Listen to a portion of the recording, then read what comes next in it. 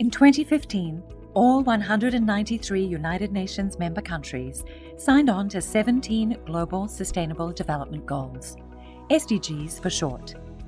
For the first time in history, these global goals set out an agreed development agenda for the entire planet from 2015 to 2030.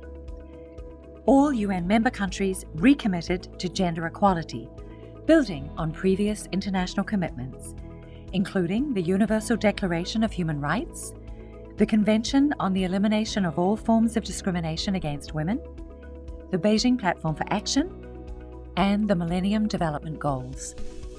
But in no country in the world has full gender equality yet been achieved. And according to the World Bank, in 2019, only 8 countries even mandated gender equality under the law, meaning over 95% of countries still have laws that discriminate against women. This makes no economic sense. Gender discrimination is costly for everyone.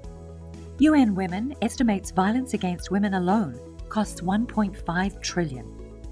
McKinsey estimates as much as $28 trillion could be added to the global economy if there were a level playing field. At current rates of progress, it will take 257 years to reach economic equality. How can you help your country meet its obligation to SDG-5 and create win-win outcomes of more prosperity for all? First, it's imperative that everyone in positions of power, both men and women, advocate for change. Second, know the data. To find out where your country stands on legal gender equality, consult the World Bank Women, Business and the Law datasets. Country summaries across a woman's lifetime highlight discriminatory laws.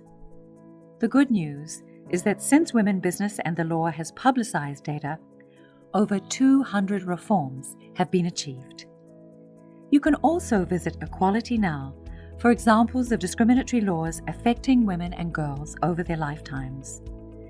Third, did you know that the human rights legislation of every UN member country is formally reviewed every 3 to 5 years? Called the Universal Periodic Review, or UPR for short, it's the opportunity to provide information on your country's record, including gender discrimination. The UPR Country Review Timetable is published in advance online. UPRs take place at the Human Rights Council in Geneva, and all members can ask questions about your laws and practices to prevent discrimination. Civil society and UN experts also provide input.